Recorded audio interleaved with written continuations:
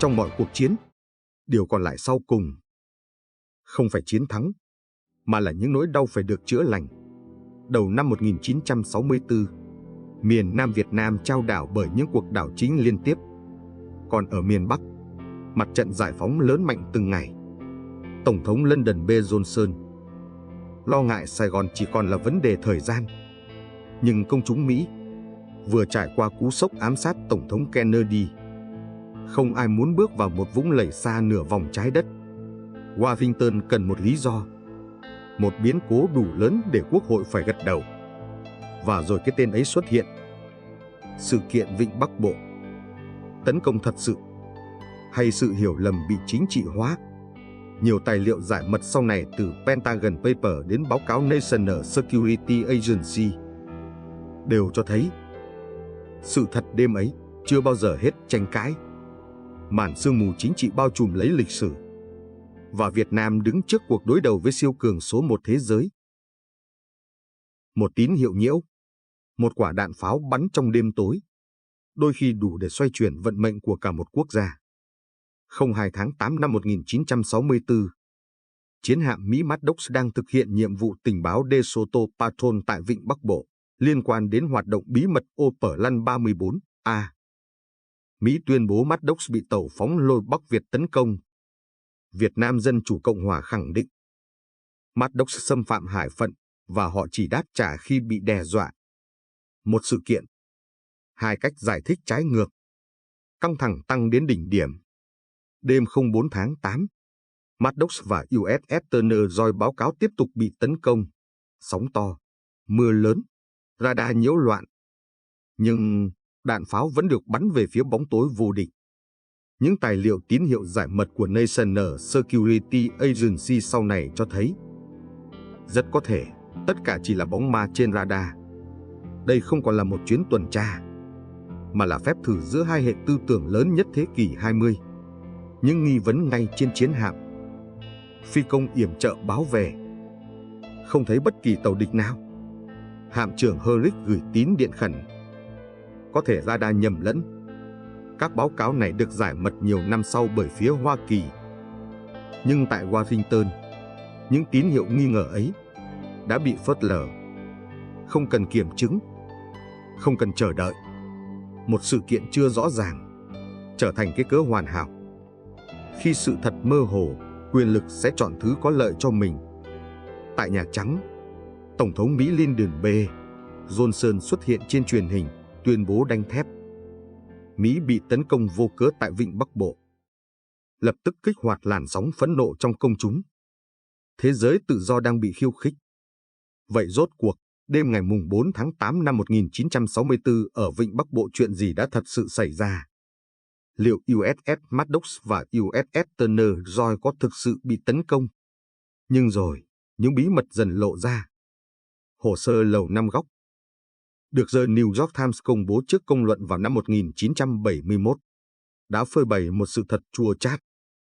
Mỹ đã tăng cường các chiến dịch bí mật Operation 34A, khiêu khích và gây sức ép trước sự kiện Vịnh Bắc Bộ, và kêu gọi là cuộc tấn công thứ hai. Rất có thể chưa từng xảy ra. Báo cáo ban đầu ghi nhận một vụ tấn công đêm ngày 4 tháng 8, nhưng các phân tích tín hiệu giải mật nhiều năm sau cho thấy không có tàu đối phương nào hiện diện. Radar có thể đã nhầm lẫn, hoặc người ta đã nhầm vì nỗi sợ chính mình. Đó là sơ suất kỹ thuật, hay tâm lý chiến tranh đã đẩy mọi người tin vào điều họ muốn tin. Nhiều học giả nhận định đây là chuỗi hiểu nhầm phức tạp trong bối cảnh căng thẳng tột độ của chiến tranh lạnh. Không nhất thiết là một âm mưu được dàn dựng bài bản.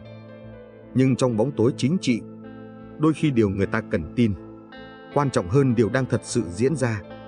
Ngày 7 tháng 8 năm 1964, Quốc hội Mỹ thông qua Nghị quyết Vịnh Bắc Bộ, trao cho Tổng thống Johnson toàn quyền dùng lực lượng quân sự mà không cần tuyên chiến. Một tấm séc trắng mở cánh cửa cho cuộc chiến cục bộ chính thức bước vào Việt Nam. Khi một siêu cường đã rút gươm, thế giới phải chứng kiến. Từ năm 1965, Mỹ chính thức đưa lính chiến đấu vào miền Nam Việt Nam. Washington đặc biệt lo ngại khi tuyến vận chuyển qua đường 12 ở Quảng Bình, đảo Cồn Cỏ và khu phi quân sự vĩ tuyến 17 trở thành những mắt xích chiến lược, nối liền miền Bắc với lực lượng nổi dậy tại miền Nam. Nếu để tuyến hành lang ấy thông suốt, Sài Gòn có thể chỉ còn là vấn đề thời gian. Mỹ lo sợ hiệu ứng domino sẽ cuốn sập toàn bộ Đông Nam Á. Trong khi đó, đường Trường Sơn tiếp tục mở rộng và tăng cường khả năng chi viện từ miền Bắc. Trong mắt Washington, từng tháng trôi qua chính là từng bước Hà Nội tiến gần chiến thắng. Theo các báo cáo quân sự Hoa Kỳ thời điểm đó, họ gọi đây là bảo vệ thế giới tự do. Nhưng liệu đó có phải là cách nhìn duy nhất về cuộc chiến này? Chiến dịch Rolling Thunder sấm rền, trút bom dữ dội lên miền Bắc. Và dọc tuyến đường Trường Sơn, hàng trăm nghìn lính Mỹ đổ bộ vào Đà Nẵng, rồi Vũng Tàu. Chiến tranh Việt Nam từ ủy nhiệm thành cục bộ, trực diện. Và khi tiếng súng nổ, người dân hai miền lại chính là những người đứng giữa làn đạn. Ai cũng tin mình đúng, nhưng lịch sử đã chứng minh tất cả chỉ là những quân cờ trên bàn cờ của chiến tranh lạnh. Và sự kiện Vịnh Bắc Bộ chỉ như phát súng hiệu lệnh cho cơn ác mộng kéo dài hàng thập kỷ. Việt Nam trở thành chiến trường để hai khối quyền lực định nghĩa lại tương lai thế giới. Và rồi, không chỉ người Việt phải trả giá. Hàng nghìn thanh niên Mỹ cũng bước vào chiến trường, mang theo niềm tin của chính phủ mình, để rồi trở thành những con người bị bỏ lại giữa nỗi ám ảnh không lời. Ngày nay, những tài liệu giải mật từ National Security Agency, CIA và Hải quân Mỹ đều đi đến một kết luận tương đồng. Cuộc tấn công thứ hai trong sự kiện Vịnh Bắc Bộ gần như chưa từng xảy ra. Vậy điều gì đã diễn ra đêm đó? Giữa Maddox, Turner Joy và sóng nước Vịnh Bắc Bộ. Cho đến nay, câu trả lời vẫn khiến thế giới tranh cãi. Nhiều nhà nghiên cứu cho rằng chính quyền Lyndon B. Johnson đã dựa vào những báo cáo mơ hồ ấy để mở rộng chiến tranh tại Việt Nam. Nhưng hậu quả không nằm trong những bản báo cáo hay diễn văn, mà nằm trong từng số phận. Người dân Việt Nam ở cả hai miền, dù là sự thật hay cái cớ, điều không thể chối cãi.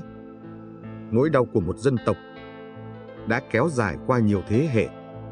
Bom đạn gây ra thương tích nhìn thấy được, nhưng những quyết định trong bóng tối để lại những vết nứt vô hình mà nhiều thế hệ vẫn còn gồng mình hàn gắn.